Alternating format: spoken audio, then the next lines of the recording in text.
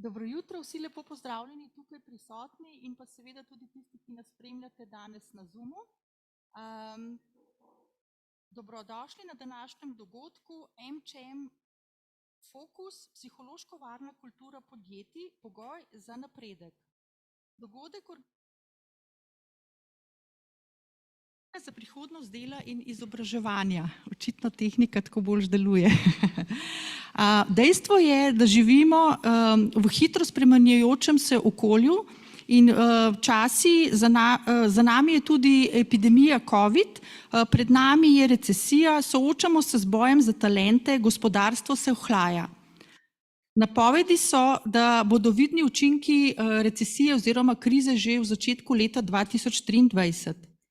Novi načini dela, usklajevanje med poslovnim in zasebnim življenjem, vprašanje enakosti ter nenazadnje soočanje s strahom, negotovostjo in spremenjenimi vlogami na delovnem mestu močno vplivajo na fleksibilnost, počutje naših zaposlenih in tudi motivacijo zaposlenih. Kar v teh trenutnih negotovih časih je seveda eden od pomembnih izzivov na področju trga dela. Recimo raziskava Deloitta iz leta 2022 je opozorila, da je epidemija COVID poglobila obstoječe neenakosti med moškimi in ženskami na trgu dela. Skoraj polovica anketiranih je menila, da morajo biti delodajalcu vedno na voljo, četrtina teh pa se boji, da bodo slej ko prej postavljeni pred izbiro med poklicnim in zasebnim življenjem oziroma obveznostmi. Psihološka varnost še zdaleč ni več stvar posameznika, temveč celotne organizacije in njene kulture.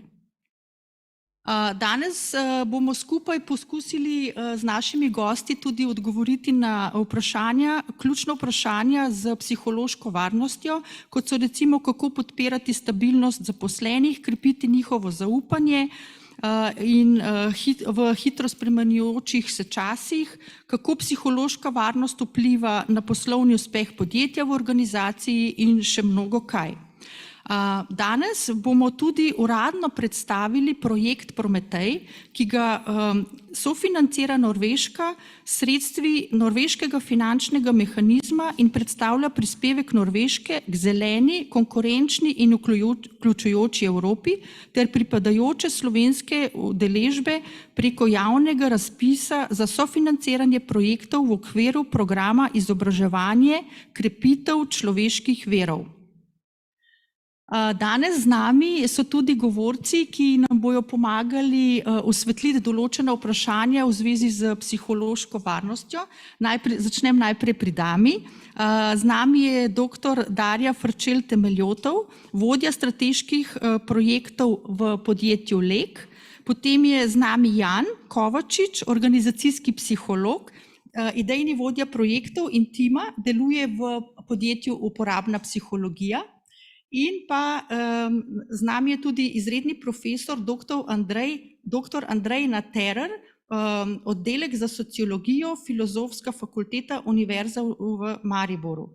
Andrej je predavatelj predmetnega področja antropologije, poučuje kvalitativno metodologijo. Dobrodošli.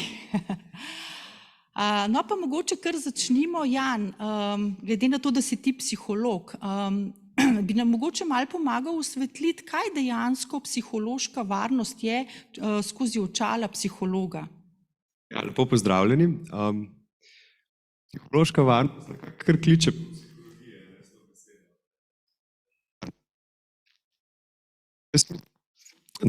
pomembno, da je psihološka varnost konstrukt, ki v psihologiji obstaja že približno 60-80 let. Na tale mikrofon. Pravite. Mikrofon.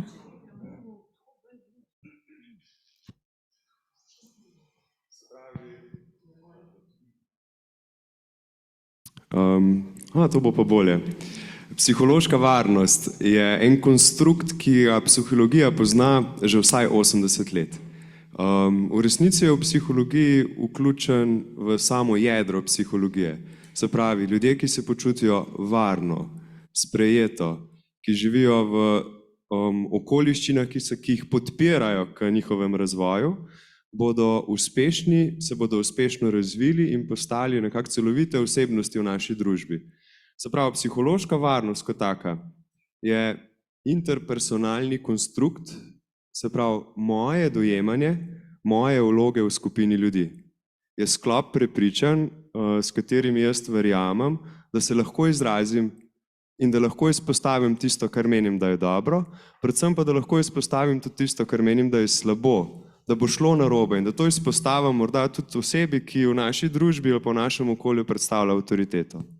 Se pravi, psihološka varnost je sklop prepričanj, da lahko iskreno govorim o sebi, o svojih doživljanjih, o svojih videnjih in enako izpostavljam tudi pred drugimi, pred ljudmi, s katerimi živim, s katerimi sem obkrožen. In mislim, da je to tisto, kar je temelj. In to tudi tisto, kar malo manjka razumevanju psihološke varnosti. Psihološka varnost je vse, ampak hkrati psihološka varnost je točno to, sklop prepričanj.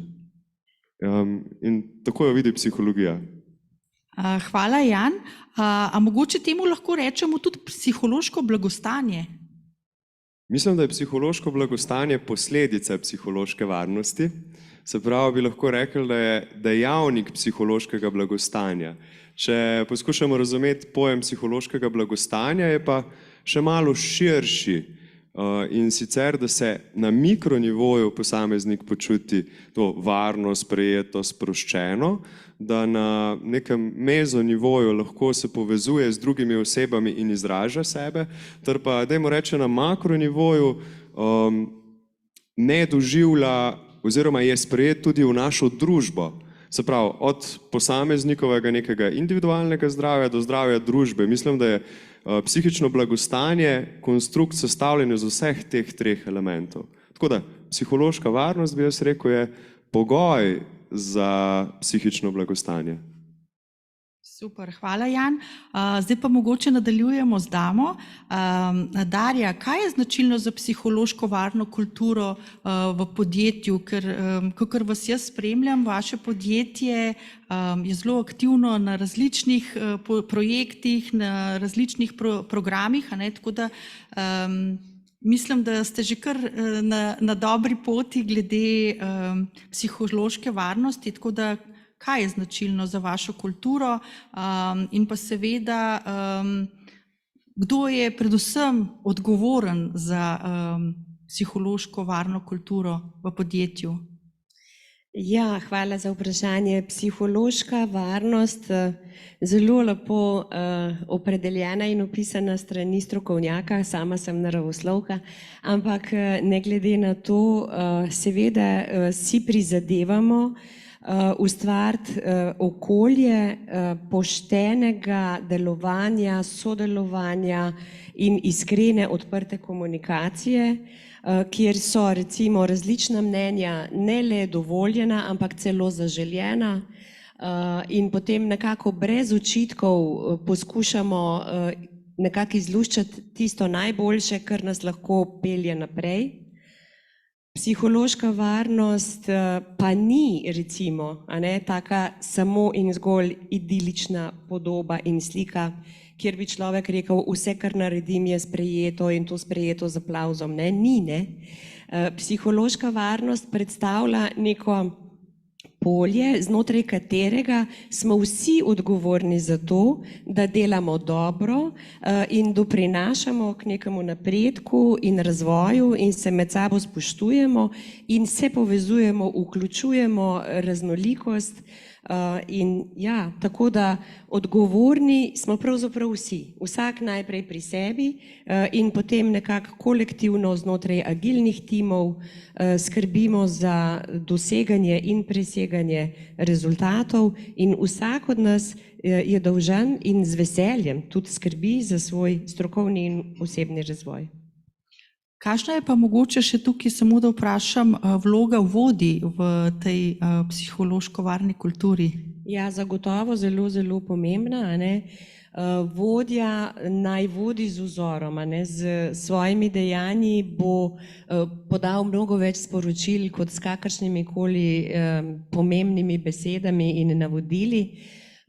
Naša organizacija dejansko je osnovana na agilnih timih, ki niso hierarhični, tako da vodja je pravzaprav tisti, ki moderira, usmerja, lahko tudi nekako ublažuje neke strese v dobro tima in timskih rezultatov.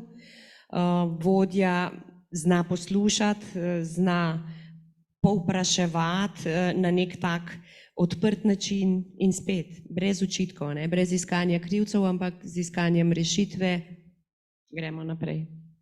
Super, hvala Darja. Andrej,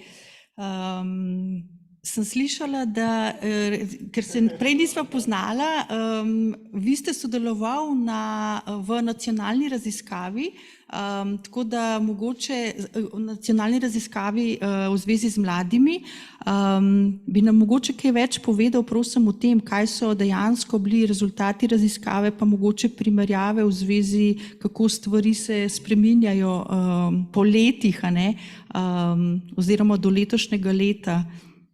Okay, bi nam malo več o tem povedal, prosim. Ja, piše z računalnikom, normalno, ne, seveda. Hvala. Super izhodišče, oboje bom uporabil, upam, da mi ne zamerite. Ampak najprej je treba povedati, moram en mini uvod narediti, zakaj govorimo o mladih. O mladih govorimo zato, ker to je populacija, ki zdaj prihaja v kontekst trga dela in se že zdaj sooča s težavami, ki jih naslavlja naš projekt. To je prvo pojasnilo, se pravi, ne gre za predavanje mladih, gre za to, kakšna populacija, v kakšnem psihološkem stanju zdaj prihaja in s čim bodo podjetja morala shajati v naslednjih 5, 10, 15 letih. Druga zadeva je pa ta, da sam nisem alarmist. Ja? Sam ne živim od tega, da so ljudje razburjeni, pa da jih je strah, pa da so anksiozni, ampak živimo od tega, da so sproščeni, ker na ta način, mislim, ko delam študenti, me na ta način slišijo. Vseeno pa, ko rečem, da so podatki zaskrbljujoči, to resno mislim. Ja? Torej, podatki so zaskrbljujoči. Sam sem sodeloval pri študijah, nacionalnih študijah mladine 2010, 2013, 2018, 2020. In stvari ne grejo na boljše. Torej, ko govorimo o mentalnem zdravju oziroma psihološkem blagostanju, je kup nekih stvari, ki bi nas morali delati zaskrbljene oziroma že aktivne v reševanju te zadeve. Mentalno zdravje mladih spada v kontekst javnega zdravja. Seveda, na mikroravni je odgovornost posameznika, ampak ni to njegova edina odgovornost. V bistvu ni on edini, ki je odgovoren za to. Naj vam dam recimo primer. Torej, od leta 2010 do 2020, to je samo v zadnjih 10 letih, so 3 stvari absolutno alarmantne, pa še enkrat nisem alarmist. Prvič, stres je v porastu, stres je narasel, publika se z mano strinja, stres se je več kot podvojil v 10 letih med mladimi. To je delež tistih, ki rečejo, večino dni v tednu čutim stres, se je podvojil. Ja? Drugič, osamljenost je v porastu. Osamljenost od 2010 do 2020 se je več kot potrojila. To je tisti, ko rečejo, imam občutke osamljenosti. Ne? Zdaj, tu je seveda korona, ne? To dostikrat ljudje rečejo, imeli smo korono. Zdaj, ena zadeva se je zgodila v času, ko je korona udarila, smo mi bili na sredini zbiranja naših podatkov. Tik pred lockdownom, to je bilo oktobra 2020, je prišlo do zaprtja in za raziskovalce je to wow, gled, zdaj pa lahko zmerimo, zdaj imamo pa kontrolno skupino. Ne, ni. Že pred tem, preden je korona udarila, so se občutki osamljenosti več kot potrojili. Iz deleža 9 na delež 30. Korona je samo prispevala k temu, ne? Je dala neko, torej nekaj se v družbi dogaja v zadnjih 10 letih, da te stvari naraščajo. In tretja zadeva, strahovi naraščajo. Strahovi, bom rekel, strahovi, ki so, kaj sem že predolg? Dajte me ustaviti, dajte me, ja. Strahovi naraščajo. In to so strahovi, to bo mogoče zvenelo zdaj malo pokroviteljsko, ampak ni. To so strahovi, ki so iracionalne narave. Ja? Recimo, pogledajte to, zdaj moram še en mini uvod narediti. Recimo, danes imamo 1/3 manj mladih zaradi demografskega upada kot pred 10 leti. Ne? Oziroma mogoče celo malo več, da me ne bo to za besedo držal. V glavnem, manj je mladih, ampak hkrati s tem se več resursov na mlade alocira, se pravi, družba več investira v mlade. Kje se to kaže? Kaže se v tem, da je manj nitovcev, to so tisti, ki niso ne v izobraževanju, ne v treningu in ne na trgu v bistvu delovne sile, teh je malo, zaposlenost mladih je visoka, vsi so vključeni ne, ogromno se da na te mlade. Ampak strahovi, ki so v porastu, so, strah me je, da bom izgubil službo. Jaz bi rekel, čakaj, službe še niti nimaš, pa te že strah, da boš izgubil. Ja, to je iracionalni strah. Strah me je pred izgubo denarja, da bom reven. Čakaj malo, zaradi demografskega upada in ekonomskega blagostanja se več investira na mlade, pa te je že strah za to. Ja, tega jih je strah. Takšnih stvari jih je strah. Strah me je, da bom hudo zbolel, ne? Čeprav se več denarja alocira za zdravo in dobro počutje.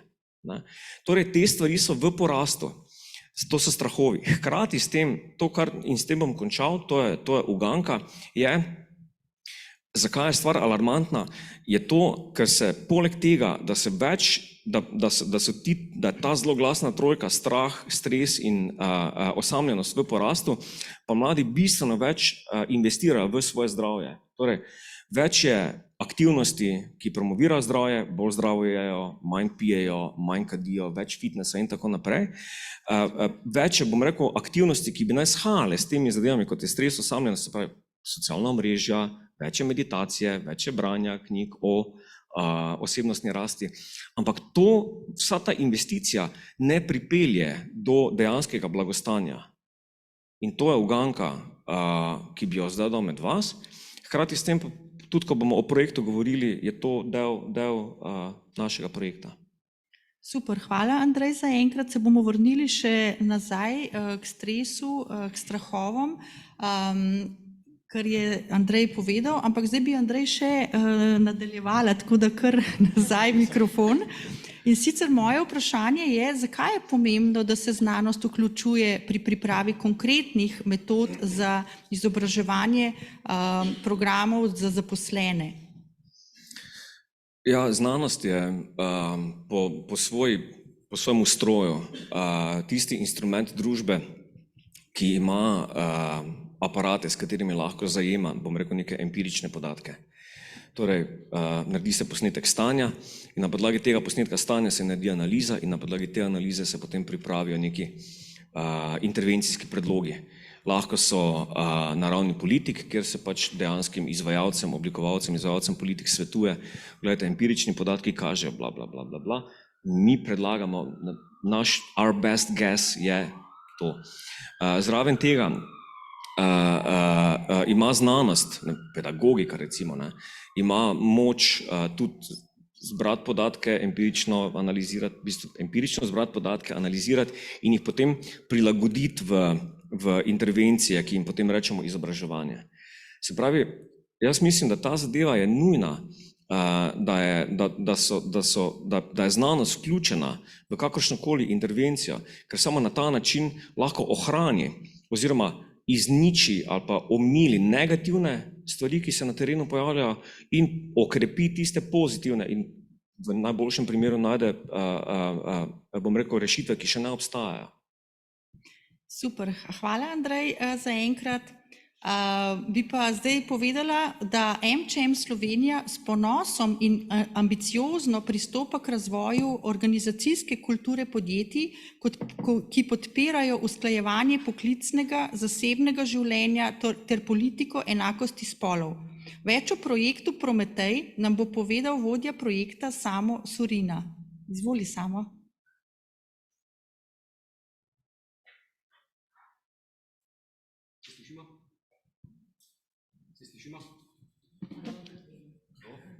Ja, dobro dela. Pa bomo pa s tem probali. Takole, hvala lepa za besedo. Lep pozdrav tudi v mojem imenu. Kot je že povedala moderatorka, sem Samo Surina, vodja projekta Prometej.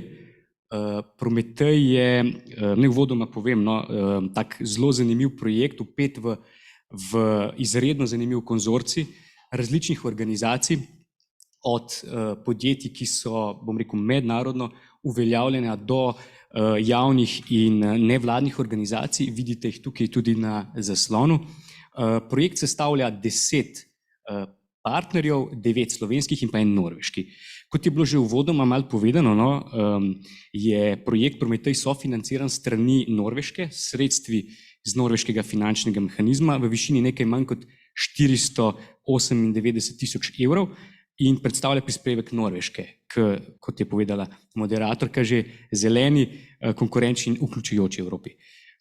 Tukaj smo bili uspešni na kandidaturi za projekt preko javnega razpisa za sofinanciranje v okviru programa izobraževanja in krepitve človeških virov. Tako da ena taka dobra praksa, zanimiv konzorcij in jaz upam, da bomo res zanimive zadeve tudi sproducirali. V MČM smo zelo ponosni, da koordiniramo tako ambiciozen projekt, ki si za glavni cilj postavlja opolnomočenje žensk in moških s preizkušenimi ukrepi za lajšanje usklajevanja poklicnega in zasebnega življenja pri upravljanju dela na domu in dela na lokaciji.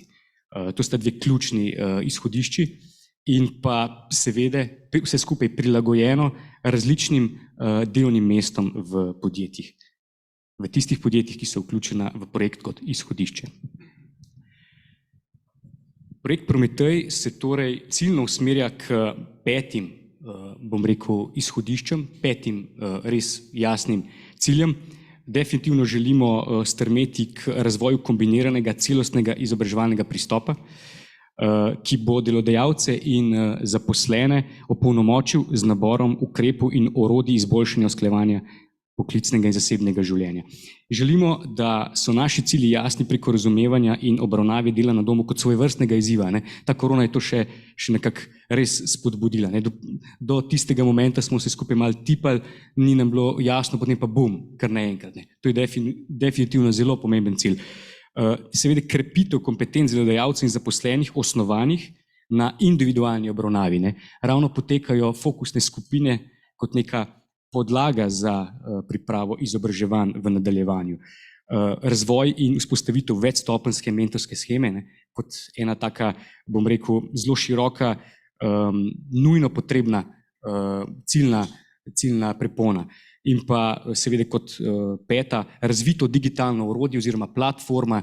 To želimo vzpostaviti predvsem z namenom disimilacije projekta in pa to, da se nekako prenaša znanje izven projektnega partnerstva. Se pravi, da je to dostopno, pri tem nam bo v pomoč tudi norveški partner, platforma bo v slovenskem in angleškem jeziku. Vsi te cilji želimo, da se rezultirajo v zopet precej eksaktnih, a hkrati, bom rekel, zelo ranljivih rezultatih. Tukaj moramo biti zelo pozorni, kako bomo vse skupaj izpeljali, ampak ker so cilji dobro postavljeni, verjamemo, da bomo v smeri izboljšanja znanja, razumevanja zaposlenih o izzivih usklajevanja in poklicnega življenja to tudi odkljukali.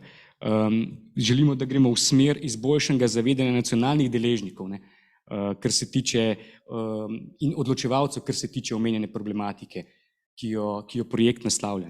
Želimo opolnomočiti zaposlene in vodje projektov, se pravi, vključeni so vsi segmenti, tudi proizvodnja konec koncev. Ponavadi se štarta v podobnih projektih, kje je problem, mi pa iščemo širši kontekst, se pravi, zajemamo celotno organizacijsko strukturo, ker je tukaj res dodana vrednost. In pa seveda, kot je že profesor Andrej malo že na začetku omenil, zelo pomembna je ta znanstvena korelacija med izzivi usklajevanja poklicnega in zasebnega življenja. Tukaj je, mislim, da izhodišče, na katerim gradimo potem v nadaljevanju. In pa povečana ozaveščenost o pomenu enakosti spolov v podjetju med širšo javnostjo. To so te desimilacijski učinki tega projekta. Predlagam zdaj, da si pogledamo video, pripravili smo ga s projektnimi partnerji, tudi norveškim, tako da marsikdo iz publike se bo prepoznal, tako da prosim, hvala.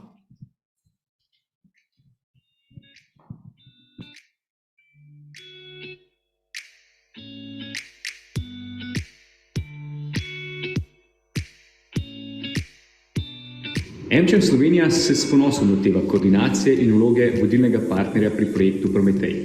Pri projektu, ki ambiciozno naslavlja prenos in implementacijo dobrih praks usklajevanja poklicnega in zasebnega življenja, preko usposabljanja in izobraževanja zaposlenih in vodij, z namenom vzpostavljanja organizacijske strukture in kulture podjetij, ki temelji na enakosti spolov. Projekt Prometej temelji na logiki predtesta in posttesta, pri čemer bosta oba izvedena v obliki fokusnih skupin.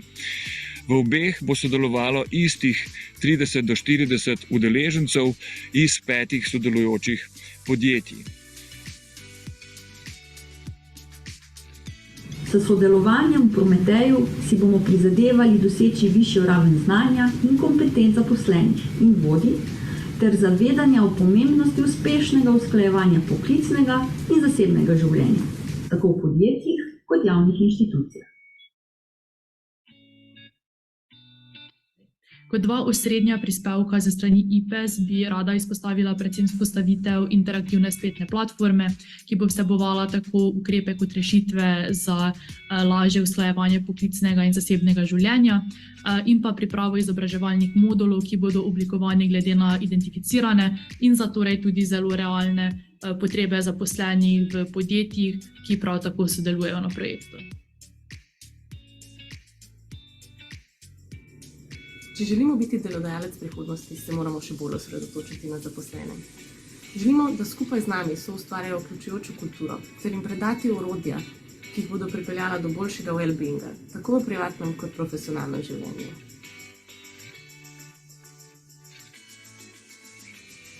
AMZS projekt že vstopa z dobrimi praksami, ki v središče delovanja postavljajo človeka. Zavedamo se in razvijamo talente posameznika, ne glede na starost, spol, veroizpoved ali spolno usmerjenost. Prav odprtost na raznolikost že vpliva na kulturo delovanja AMZS. Imamo znanje, kompetence in izkušnje. Zdi se mi predvsem pomembno, da bomo začeli reflektirati ustroj delovanja in ga tudi optimizirali. Kar bo se rezultiralo tudi v boljšem usklajevanju korporativnih in osebnih vrednot. Verjamemo, da so naše bogate izkušnje z področja usklajevanja poslovnega in zasebnega življenja lahko pomoč marsikateremu podjetju. To je del naše DNK. In kar šteje največ, je zadovoljstvo naših zaposlenih. Transparency and sharing are important values to us, both internally and with our partners.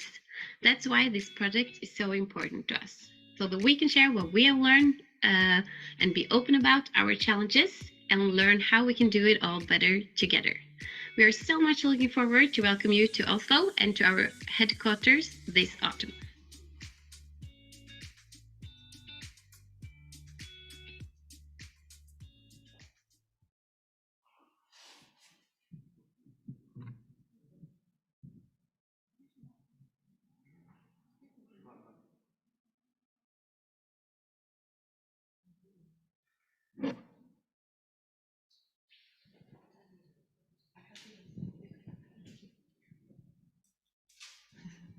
Hvala. A se slišimo zdaj? Ja, super. Gremo naprej. Hvala za predstavitev samo. Želim projektu veliko uspehov in pa seveda tudi veliko dodano vrednost za našo državo Slovenijo. Jan, slišali smo, da je za mlade zelo pereč strah, osamljenost in pa stres. Kako lahko mladim pomagamo oziroma kako se da ta strah oziroma te vse zadeve zmanjševati ali pa vsaj minimizirati? Hvala za vprašanje. Se mi zdi, da bi se malo na začetek navezal na Andreja in na razvojno psihologijo, pa samo na eno logiko. Ko si mlad, imaš malo izkušenj. In na podlagi tega majhne količine izkušenj delaš zaključke. Ko si starejši, si bolj zrel in imaš več izkušenj. Na podlagi tega lahko delaš drugačne zaključke.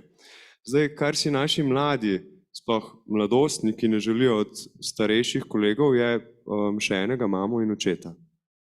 Želijo si odkritih pogovorov, enakovrednih pogovorov, ne pa svetovanja in usmerjanja. In to ne bi bila tudi logika, če pomislimo za mladega zaposlenega, ki pride na delovno mesto. Tudi na delovnem mestu si ne želi še ene mame in očeta, želi si vodjo, ki bi s to osebo vzpostavil spoštljiv, enakovreden odnos, želi si vodjo, ki bi to osebo challengeral za vprašanji in dal prostor za razmislek in tudi predstavil svoje videnje. Ne, to je tako, ampak jaz pa vidim to situacijo na tak način, kako jo lahko ti drugače gledaš. In to bi bil primeren pristop za delo in z mladostniki, z mladimi zaposlenimi, oziroma skoraj z vsemi zaposlenimi v podjetju, če se lahko na to navežem. In všeč mi je, da pri vas veliko vlagate v vodstvene kompetence in popolnoma prepričan sem, da ste vsaj 2 kompetencije nekako noter zapisani. Za razvoj psihološke varnosti se moramo vodje priučiti, oziroma moramo vodje naslavljati svoja omejujoča prepričanja in krepiti prepričanja miselnosti rasti. Definitivno nekaj, kar bi pasalo vsak vodstven program, ter pa, da, če to pomislimo, uredimo svojo miselnost, potem je pa čas, da začnemo urejati tudi svoje vedenja skladno s to miselnostjo. In mislim, da je to tudi nekaj, kar bi lahko na tej mezoravni, kot je Andrej nekoliko prej omenil, se pravi v skupnosti, v kateri živimo, pa ne nazadnje tudi na makroravni omogočalo, da ljudje bolje skrbimo za svoje zdravje in da zaradi tega na tej mikroravni lahko performiramo v svojih najboljših sposobnostih in damo vse svoje potencijale na plan. Sem ti uspel odgovoriti na vprašanje? Ja, super, hvala Jan. Mogoče si omenil makroraven. Kje vidiš dodano vrednost ali pa kaj na makroravni se lahko za mlade naredi, da bojo bolje funkcionirali, da bomo zmanjšali stres, strahove, občutek osamljenosti? Jaz mislim, da to makroraven predstavlja cela družba in vsi družbeni sistemi. V življenju enega posameznika je to definitivno primarna družina, je to definitivno šolski sistem, je to sistem obšolskih dejavnosti, je to ne nazadnje sistem neke krajevne skupnosti oziroma neke geografske skupnosti, pa če tako pomislimo tudi vsi ostali socialno-politični sistemi v državi. Tako da jaz mislim, da bi lahko rekli, na vseh nivojih imamo priložnost z zavedanjem o potrebi po psihološki varnosti ravnati na bolj sprejemajoč način. In če bi si to zastavili kot cilj na vseh nivojih, mislim, da bi bilo to zelo koristno. Vsekakor pa menim, da je tista šolska izkušnja, ko si želiš povedati, pa ne upaš, odraz slabe psihološke varnosti v socialni skupini razreda. In mislim, da je tam lahko mladim v tem ekspanzivnem razvoju njihovih možganov in izkušenj omogočimo občutek, da lahko poskusim, pa tudi če ne bom imel prav, je to koristno zame in za druge, ali pa tudi, da znam izpostaviti, če se dogaja ena krivica ali pa še huje, nekaj, kar me straši in da s tem ni nič narobe. Tako da mal bi apeliral verjetno na pedagoški sistem, se pravi na naše šolstvo. Vsekakor se mi zdi pa, da bi učitelji v tem primeru potrebovali predvsem zaupanje tudi staršev, da delajo dobro. Tako da vedno mislim, da je ena zelo povezani odnosi se tukaj vmes postavljeni. Kjerkoli bomo začeli, bo v redu. Samo začnimo. Super, ja, se strinjam, Jan. In to je tudi ena od tematik, s čimer se naša komisija ukvarja za prihodnost dela in izobraževanja. Pa mogoče bi predstavnico iz podjetništva vprašala, Darja, kako se tebi zdi, ali naš šolski sistem producira dejansko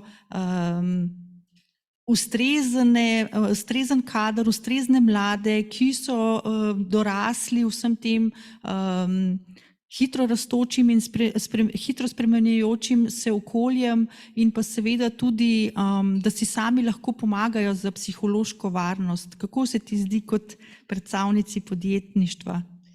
Ja, veliko naša družba gospodarska sodeluje z odprtim prostorom, nekem ekosistemu, ki ga naslavljamo, in dejansko si preko mozaika mnogoterih iniciativ in projektov, od enodnevnih obiskov pa do doktorskih programov, si prav želimo soustvarjati eno družbo znanja in blagostanja. In tukaj vmes zagotovo več, ko imaš znanja, več, ko imaš priložnosti, da pridobiš tudi mehke veščine, bolje boš pripravljen na izzive sodobnega sveta, in to pravzaprav naslavljamo v obliki številnih projektov in sodelovanj z mladimi, od srednjih šol do fakultet in do doktorskih programov.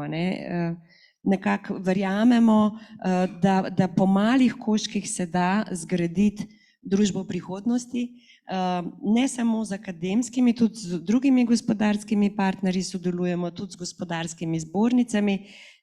Ravno se je pokazala priložnost, da izrazim spoštovanje in priznanje za AmCham Young programe, ki jih naši mladi zaposleni zelo radi obiskujejo. Vse to so taki mali drobci, ki se na koncu dneva seštejejo v kanček boljšo družbo jutrišnjega dne. Še kaj povem? Hvala, Darja.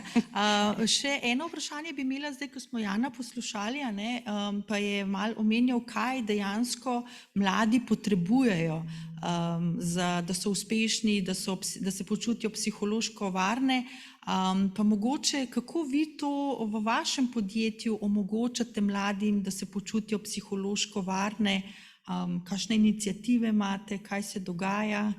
Ja, veliko imamo iniciativ, začne se seveda s tem, ko ti postaneš naš sodelavec, takrat se začne nek uvajalni program, pripravi se seznanitev z različnimi segmenti družbe, poslovanja, dela, dobiš mentorja, poleg mentorja radi dodamo še buddyja, to je to, da ja ne bi bil srečal mame ali očeta, ampak da imaš vrstnika, ki ti tako na sproščen način pokaže poti po firmi. Ja, in seveda se trudimo pokazati, da je vsak dobrodošel in sprejet, in da ima možnosti razvoja, izobraževanja, da smo vse vključujoči. To se kaže tudi pri tem, da veliko delamo na LGBTI vsebinah, zdaj je še daljša kratica, ampak vsi vemo, to je področje raznolikosti in vključenosti. Veliko skrbimo za psihofizično zdravje in opolnomočenost vsakega posameznika, imamo zelo močno gibanje polni življenja. Tukaj je možno telesne vadbe ali pa bolj take meditativne, sprostilne tehnike srečevati in prakticirati. Močno izraženo je pa tudi to medgeneracijsko sodelovanje, mentorstvo, tudi obrnjeno mentorstvo, tako da tudi starejši se lahko veliko naučimo od mladih, in to jim je treba pokazati. To jim je treba pokazati, da so dobrodošli, da so cenjeni, in jih poslušati. Lahko tukaj nekaj dodam. Vse to, kar si naštela, se mi zdi, da ustvarja eno tako podstat, temelj. Na to pa, kot jaz razumem in poznam vaše podjetje, je zelo pomembno, da posameznik se čuti, da s svojim delom smiselno prispeva k organizacijskim ali pa širšim ciljem. Se pravi, psihološka varnost bo dala podstat, na kateri boste lahko gradili učinkovito ravnanje, na to pa rabijo zaposleni, ne glede na to, koliko so stari, kdo so, kakšne, če rečemo, čisto rase, etnične pripadnosti, karkoli spola, potrebujejo čutiti, da njihov avtonomen trud prispeva k skupnemu dobremu. In to je pa korak naprej od psihološke varnosti, kaj ne? To pa je res in tudi to uresničujemo in za to skrbimo. Imamo več načinov za prepoznavanje prispevkov, dosežkov posameznika, bodi si preko nekih takih spark točk, kot jim rečemo, bodi si z pripravo raznih projektov, skozi katere zasijajo naše zvezde. Ja, tako da za to definitivno skrbimo. En tak zelo, zelo simpatičen projekt za mlade, ki smo ga v zadnjih letih vzpostavili, je pa tako imenovan Young Advisory Board, rečemo tem tam mladim pol jabolčki. V bistvu gre pa za to, da tisti mladi, ki res so ambiciozni in želijo nekaj več, tiste se prijavijo v skupino, ki svetuje predsedniku uprave. In to je imenitno, kako ti mladi žarijo in kako skozi ta srečanja dejansko ustvarjamo nove poglede na to, kaj še lahko naredimo pa spremenimo. Na čisto konkretnih temah, kot recimo med korono, so jabolčki svetovali upravi, kako organizirati razne oblike pomoči oziroma podpore družinam, da smo lažje se soočali, si organizirali delo od doma in tako naprej. Pa še druge teme so, seveda. Bi lahko rekli, projekt poln smisla. Ja. Prispevka skupnemu dobremu. Ja, zelo dober. Hvala. Super, hvala Jan, hvala Darja. Andrej, zdaj bi pa vprašala tebe, kako dejansko kriza vpliva na dojemanje zaposlitve mladih?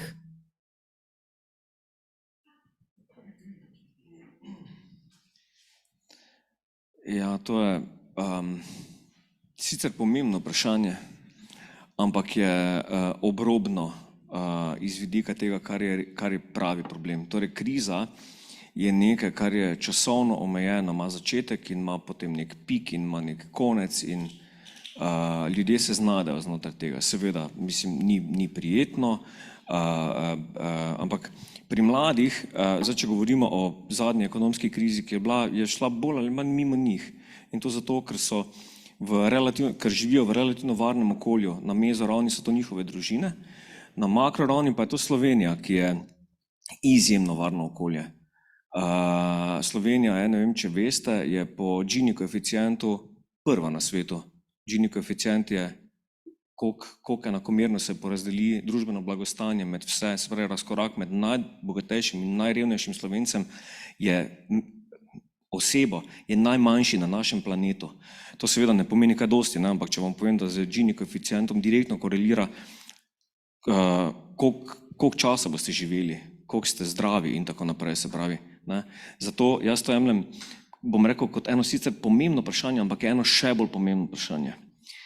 Če lahko o tem, hvala. Ker bi rad postavil v kontekst to, kar sta moja dva sogovornika povedala. Torej, sila, proti kateri se borimo, ki proizvaja te negativne učinke, ni kriza. Krize so vedno bile, mislim, in vedno bodo, to lahko si odahnemo. In s krizami bomo kot družba vedno shajali. Na en ali v bistvu na en drugačen način. To, kar so novi trendi, se pravi, zdaj skušam povedati, zakaj so sile, s katerimi se zdaj soočamo skozi mentalno zdravje, neprimerljive s čimerkoli, kar je kadarkoli obstajala, to pa je nekaj druga. Se pravi, ena od sil, se pravi, svet, kot danes obstaja, ni obstajal še nikdar, ne govorimo o krizah, krize so bile še enkrat zmeraj, ampak svet, kot danes obstaja, ni obstajal še nikdar in to je tisti pravi izziv. Ma seveda pozitivne aspekte, ampak negativni so pa porast strahov, porast stresa, porast osamljenosti in tako naprej. Torej, eden od trendov, ki poganja ki je v porastu, se pravi, je vidik enkratnega sveta, v katerem živimo, je individualizacija. Zdaj, individualizacija, ne govorimo o tej, da lahko imam jaz individualiziran avto, pa telefon, pa računalnik, pa tatu tam, pa tatu, ne. Govorim o socialnem trendu. Pri mladih se to, mislim, in ta zadeva je v porastu, se pravi, bolj ko se družba modernizira, bolj se individualizira hkrati. In negativni aspekti so na makroravni in na mikroravni. Na makroravni se vidi recimo v vrednotnih premikih pri mladih, da stvari kot je okolje, generalno okolje ali pa, bom rekel, politična situacija postanejo, bom rekel, sekundarne in začnejo prevladovati mikroteme, to je moje zdravje, moji odnosi, jaz. Nič ni s tem narobe, ne? Ampak na drugi strani vidimo, da se tudi dogaja porast v tistem, o čemer bi lahko rekli toksični egoizem, ne? Recimo, naši podatki kažejo, da je delež tistih, ki se strinjajo s trditvijo, pripravljen sem v sodelovanje, ampak samo, če bom jaz od tega profitiral, signifikanten, ne? In ta trend narašča. Ja? Zdaj, ta individualizem je tisto, kar je po moje eden od pravih problemov. In posameznik na mikroravni se zaradi individualizma sooča s strašnimi težavami. Naj dam recimo en zelo banalen primer, pa eno ilustracijo. Ko posameznik v 21. stoletju dobi nagrado, ne? Kdo je zaslužen za to nagrado? Ja, on, ne rabi je deliti. Ampak kolikrat na dan pa dobiš nagrado? Ja, malokrat, večkrat dobiš poraz. Ja, kdo je odgovoren? Ja, ti si odgovoren za to. Ne rabiš deliti odgovornosti. Ne moreš reči, imel si slab dan. Ne, Miško. Slabo si napisal svoj CV ali pa, ne vem. Ne? Me razumete? In to individualizem take stvari prinaša. Zdaj, ko so se z mojim sodelavcem ukvarjala z tem vprašanjem, sva šla skozi več nekih etap, ne, odkot to prihaja to iz šole, nismo našli pravega odgovora. Ampak tisto, kar je pomembno za našo debato zdaj tukaj, sploh to, kar sta vidva načela, je, kje je rešitev, ne? In posameznik sam tega ne more rešiti. Ne? Še enkrat, mladi se vedno več ukvarjajo z mehanizmi, kako shajati s stresom, zdravjem in tako naprej, ampak naše analize so pokazale, da več ukvarjanja s športom ne deluje protistresno, ne deluje prostresno. Zakaj? Ja, ker je tudi tam individualizem, to se imenuje kompetitivni šport. Ne? Tudi recimo branje duhovnih knjig ne pomaga, tudi molitev, recimo, ki je tradicionalen buffer proti stresu, ne pomaga, ker vedno je nekdo, ki je bliže Bogu od tebe. To je individualizem, kompetitivni individualizem, razumete? Ne? Ali pa tudi joga. Ne. Nekdo, ki naredi 3 asane več, zdaj pa ti pojdi domov, pa še malo bolj vadi. Ne? Se pravi, spet je to izvoženo. Torej, tisto, kar pa je analiza pokazala, da bi lahko pomagalo, je zaupanje. Zaupanje v kaj? Najprej v primarno družino, se pravi, to je to, kar sta videli, v bistvu omenjala kot mezonivo. Primarna družina, soseska in tisto, k čemur mladi rečejo primarni socialni krog, to so moji frendi, ne Facebook frendi. Taki, s katerimi imam dejanske socialne odnose, ne pseudosocialne odnose.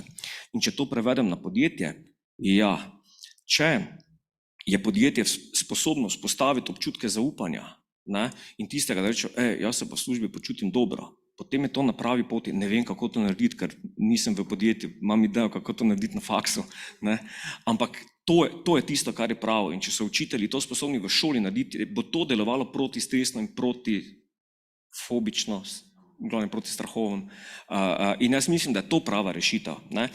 Point je v tem, da individualizma ne moremo ustaviti, ker če hočete ustaviti individualizem, morate ustaviti modernizacijo, nemogoče, ne. Ampak je mogoče se, bom rekel, prilagoditi tem zadevam in zaupanje je prava pot, se pravi zaupanje na mezoravni je tisto, kar bo na makroravni zagotovilo dobro mentalno zdravje. Upam, da sem v pravi ogenj pihal. Super. Psihološki varnosti. Ja, Andrej, hvala. Zdaj bi pa mogoče vprašala, je kakšno vprašanje z publike? Evo, izvoli, Ajša. Najlepša hvala, fantastičen smer pogovora, verjetno vsi smo kar veliko kimali, ampak smo pa mogoče padali sami v eno tako luknjo in veliko govorili o mladih, pa tako lepo gledam, se je veliko mladih, no, ampak niso pa samo mladi. Kaj pa s psihološko varnostjo tistih malo bolj zrelih seasoned, je tak angleški izraz, ki je meni grozen, ampak kaj pa s tem, kako pa na tem delovati in seveda s to povezavo? Hvala za vprašanje. Jaz mislim, da je Andrej tako dobro rekel, da občutek zaupanja v soljudi, zdaj pa tudi starejše osebe, bolj zrele osebe, imajo glih tako, na mikroravni so to one, ki gradijo zaupanje na podlagi prepričanj in izkušenj. To je pomembno, na podlagi prepričanj, ki nastajajo na podlagi izkušenj v življenju. Se pravi, da če bojo imeli oni slabe izkušnje, da nikoli ne smem spregovoriti, da ni prav, da se izpostavim pred avtoriteto, oziroma da celo jaz prevzamem to vlogo avtoritete, ki avtoritarno skrbi za to, kar je prav in narobe, tudi oni ne bodo imeli visoke stopnje psihološke varnosti. Ergo ne bodo omogočali okoliščin za izgradnjo psihološke varnosti drugim sodelavcem okoli sebe. Tako da jaz mislim, da to, da drug do drugega delujemo z visoko mero spoštovanja, drug do drugega delujemo z smernico razišči in ne sodi mnenja.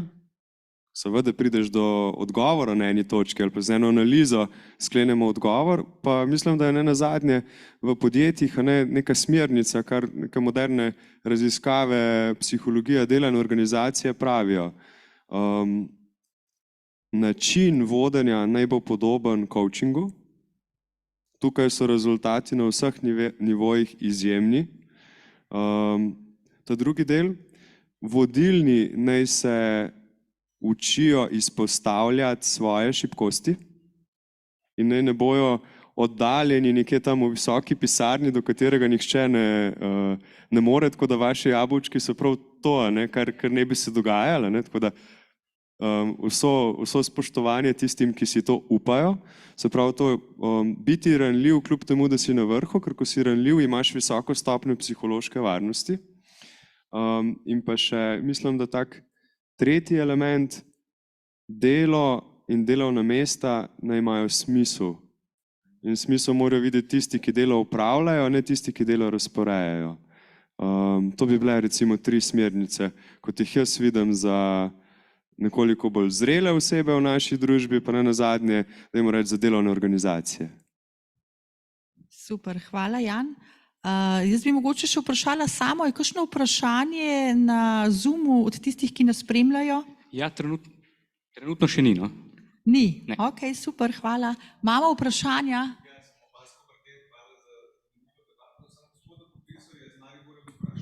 V primerjavi z Evropo oziroma Skandinavijo, jaz sem razumel, da ste to samo med slovensko mladino naredili tisto analizo, koliko se dobro ne počutijo. Kje smo, glede na to, da Norveška sodeluje pri tem, Skandinavci znajo biti zelo srečni, kaj se lahko od njih naučimo? Hvala. Se slišimo, ok. Ja, žal nimam podatkov za Norveško. Podatki, s katerimi razpolagam, so vezani na jugovzhodno Evropo in to se pravi Balkan do Albanije, Romunija, Bolgarija. In seveda smo mi kar se tiče skoraj vseh parametrov razen stresa in strahov smo na boljšem. Strahovi in stres je med našimi mladimi jih je več. Je pa res, da bi bilo super fajn bi bilo dobiti podatke iz Norveške in to je ena od stvari, na katero se fokusiram ob našem obisku. Se pravi, naplesti neke stike in mogoče vsaj neko primerjavo narediti, da bi preko tega dobili primere, a pa niti ne primere dobre prakse, smer, v kateri delati. Še vprašanje, izvolite. Mogoče bo malce zadišalo po ruralnem ali pa življenju v preteklosti, ampak recimo vprašanje, ali lahko vse te anksioznosti, strahovi, duševne stiske so pravzaprav prišle do te stopnje zaradi odsotnosti fizičnega dela. Namreč sodobni način življenja in dela nas prisiljuje k sedečemu stanju, seveda potem pa vemo, kaj se na fiziološki ravni se dogaja in smo mentalno utrujeni in seveda mislim, da je to dobra platforma za vse te stiske, o katerih govorimo. Fizično utrujeni pa vprašaj, kaj bi se zgodilo, če povežem lahko za idejo 4-dnevnega delovnika, če bi imeli več možnosti za ustvarjalnost, za hobije, za gibanje, ki ni tisto body pump 1 ura na teden, ampak tako, kot so včasih počeli to naši predniki. V naravi. V naravi, na polju, v gozdu. Odgovorili ste na čisto vsa vprašanja in večina po nasmeški vam povem, da se strinjamo z vami. Evolucijsko gledano, mi nismo niti pripravljeni evolucijsko na branje. In veste, kdaj je bila pisava izumljena? Mislim, pogledajte, na prepoznavanje obrazov smo evolucijsko pripravljeni. Pogledam vas in vidim vas dvakrat in mogoče se ne spomnim imena, ampak poznam. Ko preberete odstavek, koliko ponavljanja je treba, da ga znate obnoviti. Zdaj pa skočimo naprej na te tehnologije. Sploh nismo pripravljeni. In normalno, mislim logično, da jaz dvomim, da kdaj bomo, ne, lahko samo skušamo dohajati te stvari ob kalkulaciji, da pač vse te negativne aspekte vzamemo zraven. Je pa res, da bom rekel, tudi naši urniki, ta 5 dni krat 8 so stvar neke preteklosti, ne, in jaz mislim, da to je dobra stvar. Mogoče stestirati eno tako zadevo, se okoražiti pa reči, ok, bomo, ali pa mogoče nek drug vidik, kot je recimo oblika univerzalnega temeljnega dohodka, ker ok, delaš mogoče vse dni, ampak delaš manj ali pa delaš 2 dni. Se pravi, nekaj bo treba narediti, da bomo ta razkorak med evolucijsko pripravljenostjo na novo socialnost, nove delovne procese in novo realnostjo pač pripeljali bliže skupaj, brez da se vmes ubijemo. Super, evo, že kar Andrej ve, kdo bo naprej odgovarjal, se pravi, Darja, kako, zdaj smo slišali, da smo korono, a ne epidemijo, dali skozi, prihaja kriza, s tem sigurno smo doživeli že spremembo in imamo nove oblike dela, a ne? Tako da kako dejansko v teh novih oblikah dela, mogoče kjere so, pa kako tukaj potem gradite v podjetju zaupanje svojih zaposlenih? Ja, že spet mladi so posebej občutljiva skupina, ker tisti, ki smo že dolgo v firmi, smo se v predkoronskih časih dovolj dobro spoznali, da lahko ohranjamo zaupanje tudi skozi virtualno delo. Ne? Tisti, ki pa pridejo v firmo na novo, za tiste je pa težje. Za tiste je pa težje in za tiste je toliko bolj pomembno, da smo v času korone, v času lockdowna vzpostavili veliko komunikacije, res po Teamsih, ampak vendarle, to je bila komunikacija na najrazličnejše teme. Ne samo na delovne obveznosti, ampak tudi prav na to, kako ohraniti ta well-being, potem prav timi med seboj, klepetalne kavice, klepetalne delavnice, brainstormingi, naučili smo se uporabljati breakout roome, whiteboarde, miroje in vse to je nekako uspelo nam, da smo nadoknadili velik del tega face-to-face srečevanja. Ves čas je na ponudbi veliko dogodkov, ki so tudi na zelo poljudni ravni in nas poskušajo opolnomočati za najrazličnejše situacije, kakršna je gotovo korona tudi bila. Bil je velik preizkus za nas vse, kot posameznike, kot time, ampak ven smo prišli na nek način močnejši in danes znamo in celo uživamo v nekaterih vidikih hibridnega dela. Ne? Super, hvala Darja. Zdaj pa mogoče kar za vse tri bomo šli po vrsti. Najprej bi s tabo, Jan, začela. Ti kot psiholog, kaj po tvojem mnenju lahko organizacije pa skupaj z državo naredijo za boljšo psihološko varnost zaposlenih, za prihodnost, a ne slišimo, kaj vse, kakšni izzivi nas čakajo. Kaj država skupaj z organizacijami? Se mi zdi, da je to tako težko vprašanje, hkrati pa tudi vprašanje, na katerega bo verjetno zelo ponavljajoč odgovor, kaj lahko naredimo. Jaz mislim, da lahko na ravni kakršnekoli skupnosti ne postavimo za naše cilje samo neko plemenitenje naših financ, finančno uspešnost, ampak postavimo neke družbene cilje, ki so družbeno koristni. To bo verjetno dal tudi smisel marsikateri osebi v naši organizaciji, da bo podpirala, da se bo vedla drugače, da bo bolj odprta do izmenjave mnenj, izkušenj, če bo videla smisel. In jaz mislim, da lahko to upeljemo na vse ravni, na raven države kot take, recimo, da temu reče demokracija in politike, na to na neke oblike skupnosti, kot so velike korporacije, ki poleg tega, da ustvarjajo neke produkte, storitve, imajo kot enega izmed temeljnih ciljev tudi razvoj nekih družbeno koristnih področji in ne nazadnje potem tudi znotraj organizacije. Enako, kako moje delo lahko prispeva k tem produktu in hkrati kako to zavedanje, kako moje delo prispeva k tem družbeno koristnim ciljem. In tako bi lahko šli, po mojem mnenju, na nivo posameznika. In če bi na tak način nekako odpirali naše glave, a ne, da bi razumeli, kako je naše ravnanje povezano v nekem ustroju širših ciljev celotne družbene nazadnje, mislim, da bi lahko gradili okolje z več psihološke varnosti. Je pa za apelirati, ne, na tiste, ki so v vlogi staršev, v vlogi vodij, v vlogi vodilnih, vi ste zgled, kako ravnate, tako bomo ravnali vsi ostali, ki vas opazujemo.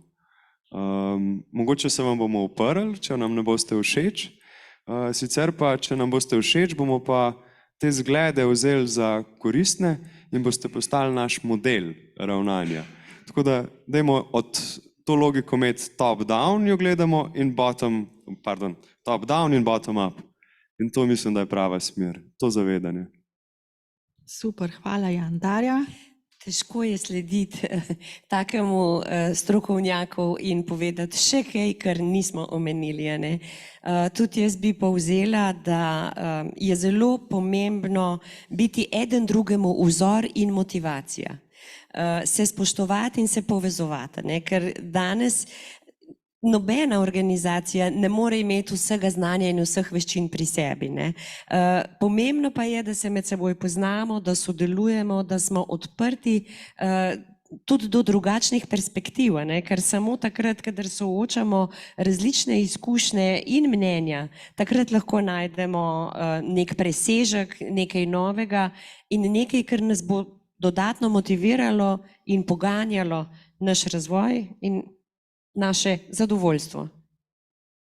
Različnost, a ne raznolikost je tle tudi zelo pomembna, Darja. Če sem prav razumela te. Ja.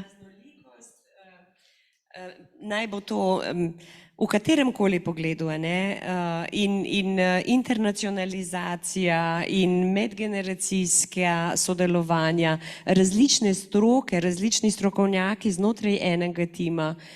Vse to je tisto, kar nas bogati in prav je, da to z neko vedoželjnostjo raziskujemo ves čas. No in prav res spontano sem se zdaj domislila, da ravno ta mesec imamo mesec vedoželjnosti pri nas, kar pomeni še dodatno veliko dogodkov, pogovorov in izmenjave dobrih praks. Super, se pravi dialog. Andrej? Ja, imam občutek, da do mene prišla tista zadnja beseda. Ja. Jaz mislim, da je ključno, in to zdaj mislim resno in dejansko, da nas ne sme biti strah. Če se jaz vprašam, sam sebe osebno, ali me naj bo česa strah, se rečem ne. Jaz sem in mi vsi, to, da smo danes tukaj, pomeni, da smo potomci ljudi, ki so preživeli, razumete, ledene dobe in vojne in vse. In potem si rečem, ni razloga, da te je strah. Drugo vprašanje, kaj so kapitalizirali, da so preživeli? Kolektiv so kapitalizirali. Se pravi, njihova največja, to pomeni naša največja prednost je skupnost.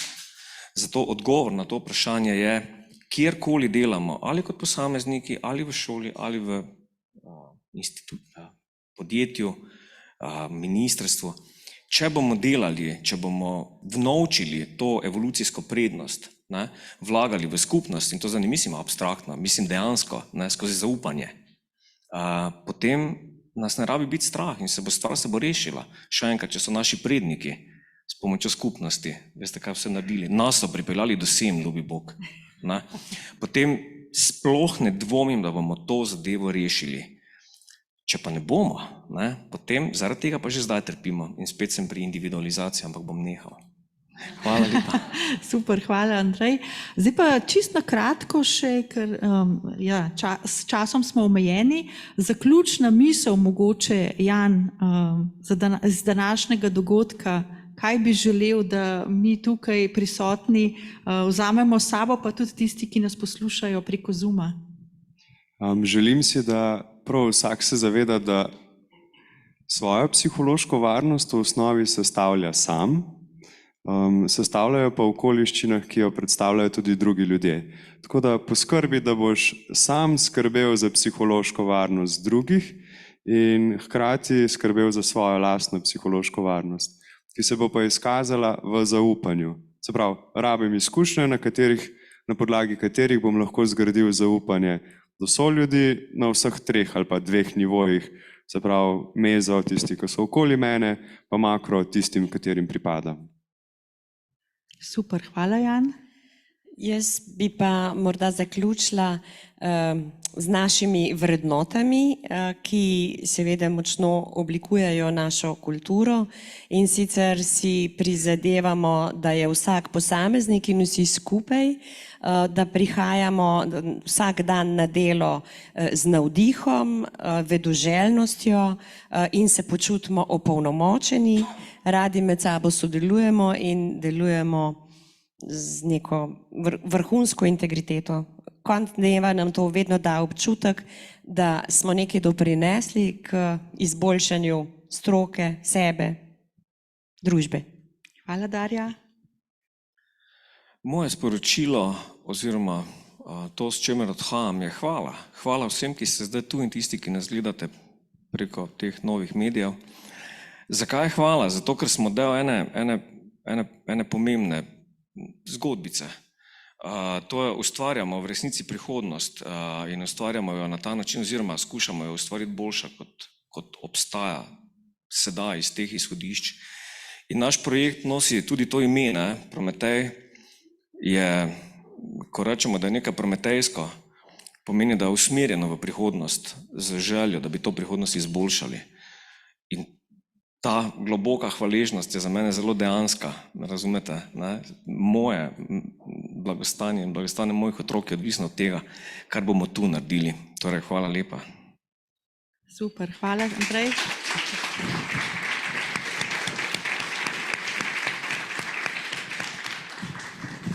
Hvala vsem 3 govorcem. Mislim, da bomo imeli kar nekaj, rečemo, take-awayov, tako da, Samo. Ja, eno vprašanje imamo še z publike iz Zooma. Gospa Anja Šeme, to je verjetno vprašanje, jaz mislim, da ga bom najprej prebral, pa potem bomo odgovorili. Katere aktivnosti podjetij menite, da bojo v prihajajoči krizi, večkrat smo se tega danes že dotaknili, poleg uspešnega delovanja podjetja ohranila tudi srečne zaposlene? Če prav razumem, je vprašanje za podjetja. Tako. Mislim, da je vedno pomembno, da smo na delovnem mestu sprejeti, da imamo občutek, da je naše delo koristno, spoštovano, da prispevamo k nečem višjem cilju. Pomembno je, da se počutimo psihološko varne in tako lahko prispevamo k psihološkemu blagostanju. Da smo opremljeni znanjem, da se ves čas učimo, ker biti opremljen znanjem in imeti nek zdrav življenjski slog nas dela najbolj odporne na kakršne koli strese in spremembe, ki so pa neobhodni. Tako kot smo že večkrat omenjali, spremembe so vedno bile in bodo, družbena negotovost je morda zdaj večja, kot je bila včasih, ker je razvoj toliko hitrejši, pa vsa ta digitalizacija in tako. Ampak ostati moramo v sebi ljudje, ki imamo nek duševni mir, neko samozavest. To pa po moji presoji pridobimo z znanjem in zdravim življenjskim slogom. Hvala. Hvala, Darja. Na koncu smo z našim dogodkom, tako da hvala vsem sodelujočim, hvala gostom, hvala vsem, ki ste prišli in tudi, ki nas poslušate preko Zooma. Jaz mislim, da za nas je tukaj mogoče ena tudi taka iztočnica za naprej, da se pravi vsi, kar smo danes tudi slišali, vsi smo odgovorni za svojo psihološko varnost, hkrati pa tudi skupnim dialogom z različnimi deležniki bomo poskrbeli za to, da bomo delali vsi skupaj na psihološki varnosti v podjetjih, na tudi nivoju države in vsakega posameznika. Tako da v komisiji MČM-a je to ravno naša naloga, da bomo še naprej delali na prihodnosti naših zaposlenih, naših podjetij in gospodarstva v celoti. Tako da se veselim nadaljnjih srečanj, dialogov in pa seveda s tem bomo tudi lažje premagovali, kot smo slišali, krizo, ker bomo zmanjševali strah. Kaj še, Andrej? Stres, ja. In osamljenost. Bravo, super, hvala. Lep dan vsem.